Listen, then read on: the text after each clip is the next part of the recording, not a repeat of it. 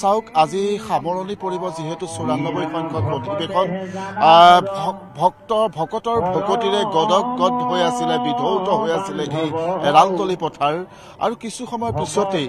যিহেতু বহুকেইটা আজিৰ দিনটোতো কাৰ্যসূচী আছে তাৰ পিছতেই অন্ত পৰিব এই যি আচলতে এবছৰীয়া প্ৰস্তুতিৰ অন্তত যি বাৰ্ষিক অধিৱেশন এই অধিৱেশন অন্ত পৰিব আমি ধাৰাবাহিকভাৱে দেখুৱাই আহিলোঁ এই পৰিৱেশ যিহেতু আজি ইতিমধ্যে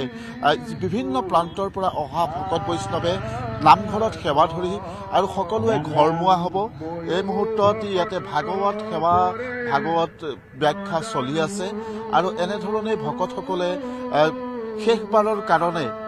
এই অধিৱেশনৰ নামঘৰত গুৰুজনাৰ নামঘৰত মূৰ দুৱাই সকলোৱে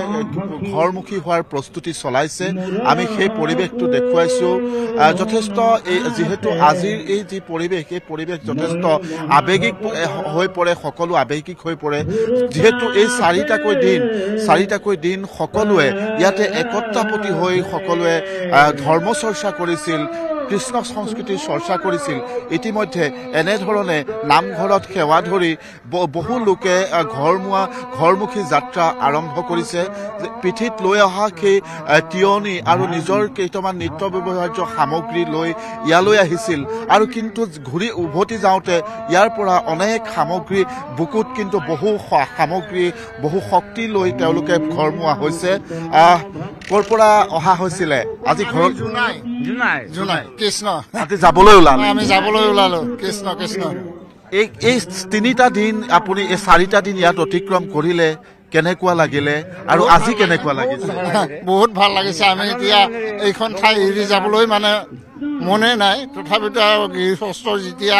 দায়িত্বত এটা আছো আমি গৃহলৈ যাবই লাগিব সেইকাৰণে আমি ভকতক লগ পাই আমি বহুত আনন্দিত হৈছোঁ আৰু আগন্তুক যিটো তেজপুৰত আমাৰ অধিৱেশন হ'ব আমি তাতো আমি যাম বুলি ভাবিছোঁ আমি এইখিনিকে কৈছোঁ এইখিনিকে কৈ আমি কৃষ্ণ কৃষ্ণ কৈছে আমি গৃহলৈ মানে যাবলৈ সাজু হৈছোঁ কৃষ্ণ নিশ্চয় মই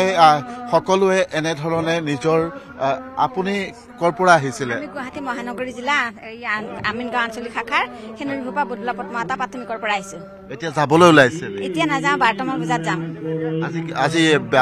বেয়া লাগিছে এই অধিৱেশনস্থলী এৰি যাবলৈ বেয়া লাগিছে বহুত দুখ লাগিছে আজি যাবৰ কাৰণে হয় নিশ্চয় মই অকণমান নামঘৰৰ পৰিৱেশ দেখুৱাম নামঘৰত বিভিন্নজনে সেৱা ধৰি যাবলৈ ওলালে কেইদিন থাকিলে ইয়াত আমি 7 তাৰিখে অহা হৈছিলে 7 তাৰিখে ক'ৰ পৰা আহিছিলে আমি চাবুৱাৰ পৰা আহিছোঁ নিৰ্মল আঞ্চলিক শাখা ডিব্ৰুগড় জিলা শাখা হয় হয় কেনেকুৱা লাগিলে যোৰহাটত আমি মানে আপোনাৰ ৰঙিয়া জোনাইতকৈ আমি অলপ ভাল মুকলি পাইছোঁ ভাল লাগিছে ইয়াত কিছুমান অলপ নামঘৰ ভাগি বা গেটখনৰ সন্মুখতে হৈছে বা এনেকুৱা কিছুমান ডেকৰেশ্যনৰ কিছুমান সুবিধা আছে খুব ভাল লাগিছে এইকেইটা দিন ভাল লাগিলে আৰু ইয়াতে আমাৰ ধৰি লওক বৰ্তমান চৰকাৰৰ মানে MLA হওক বা কোনোবা ডাঙৰ ইয়াত এনেকৈ সন্মানীয় ব্যক্তিয়ে মানে নিৰ্দিষ্টকৈ প্ৰতিটো সময়তে চাহ যোগান ধৰিছে নিশ্চয় ধন্যবাদ জনাইছোঁ মই অকণমান মোৰ সতীৰ্থই দেখুৱাব নামঘৰৰ পৰিৱেশটো দেখুৱাবলৈ আমি চেষ্টা কৰিম যিহেতু অত্যন্ত এটা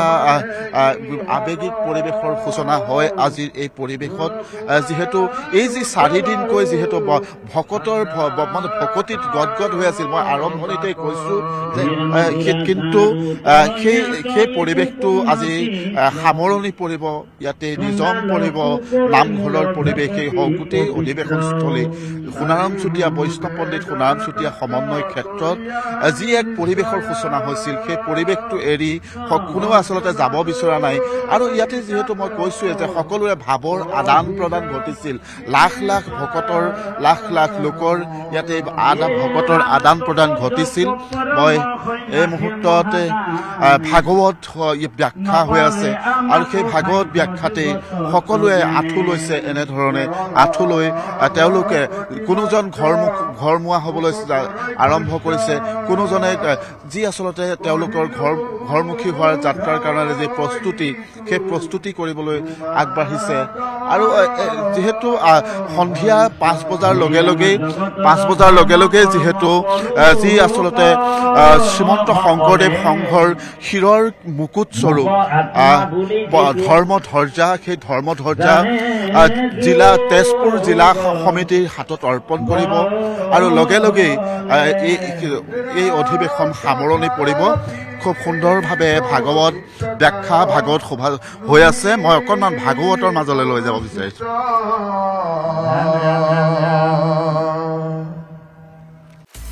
আপুনি বিচৰা বাতৰি পাব কেৱল নিউজ 18 এপত নিউজ 18 এপ ডাউনলোড কৰিবলৈ স্ক্যান কৰক এই QR কোড গুগল প্লে ষ্টৰতো পাব এই নিউজ 18 এপ